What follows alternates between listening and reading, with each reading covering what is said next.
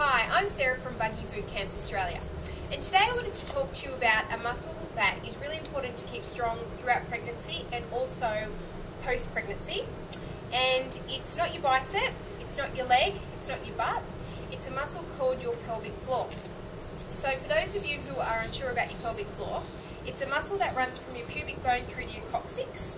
Or an easier way to explain it is, it's the muscle where you can stop midstream when you go into the toilet.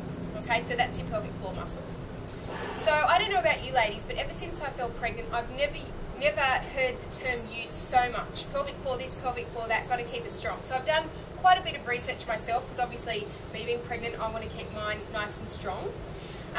It actually does weaken quite a lot during pregnancy because your uterus is pressing down on it, and also during childbirth there's a lot of pushing down there, so it can weaken it quite significantly. Alright, so today I wanted to show you some exercises that you can do at home, such as here or indoors. You can do it when baby's on the floor, just having a little play, and they're really easy to use but really efficient and really good at maintaining a strength.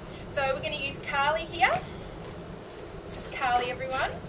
And Carly's going to do the 4 exercises, and I'm just going to explain them to you and take them through to you. Alright, so first of all, Carly's going to start lying down on her bottom, okay, on her back. This is called a glute bridge, okay? So what you're going to think about first of all is really getting your feet into the floor, grounding them down. Hands are just by your side. And Carly's going to think about sucking her belly button in and turning on her pelvic floor. Okay, so she's going to think about those 2 things, and then as soon as she has, she's going to slowly lift her hips off the ground, but remember, vertebrae by vertebrae, so nice and slow. She's going to come up to the top, give a little squeeze, and then slowly back down. So while Carly's just doing these, again, vertebrae by vertebrae on the way down. So I'll explain to you what's so good about this exercise. So first of all, it's really good for your spine, the flexibility, okay? It's also working your hammies and your glutes, your butt muscles, but most importantly, it's working that pelvic floor. So it may look like an easy exercise, but if you're thinking about switching on that tummy, that pelvic floor, and giving that butt a good old squeeze at the top, it actually can be quite a lot to think about. And you'll want to do about 12 reps. How are we going there, Carly? Good. Good? And 5. We're up to 5. Okay, so this is a really good one to put in your little repertoire of pelvic floor work, okay? So we'll just finish off there, Carly. Yep. And Carly's now going to turn over, and she's going to do opposing arm and leg. Okay. So Carly's going to think about a nice straight spine here. Again, sucking that belly button in towards the spine, lifting that pelvic floor. She's going to float her right arm out nice and slow. So the purpose of this exercise is to make sure your hips and back don't sway and don't move. And again, that's your tummy and pelvic floor that's working for you. She's going to keep this arm out, and she's going to make it a little bit harder by lifting, floating her left leg.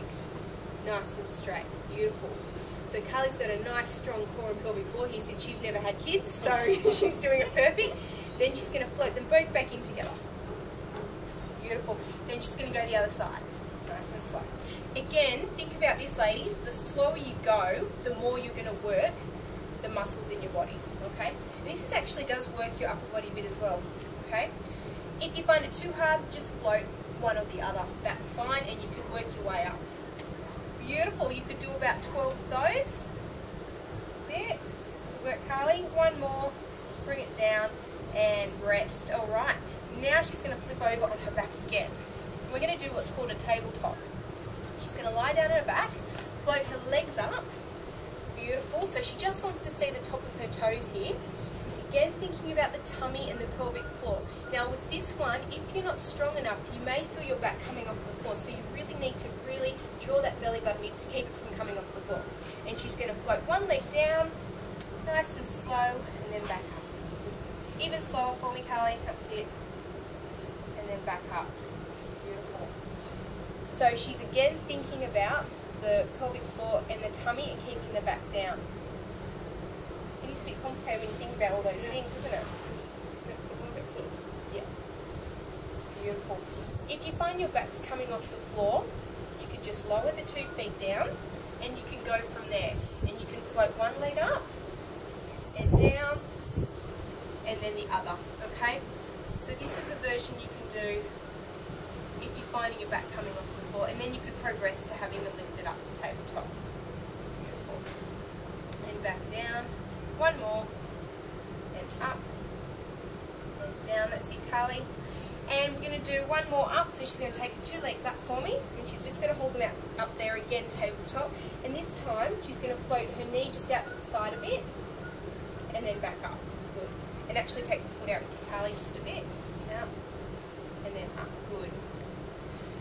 Okay, so this one I actually did the other day, and I actually found it really hard to keep everything switched on the whole time, okay? So don't rush it. Keep it nice and slow, and again think about those areas I spoke about, and you'll be well on your way on keeping a nice strong pelvic floor or strengthening it post-baby. So thanks, Carly, for that. Thank you. Well done. So guys, if you have any questions or any comments, please just leave them in the comments box below, or log on to Facebook and search for Buggy Boot Camp Australia, and we'd love to hear from you. Thanks. See you soon.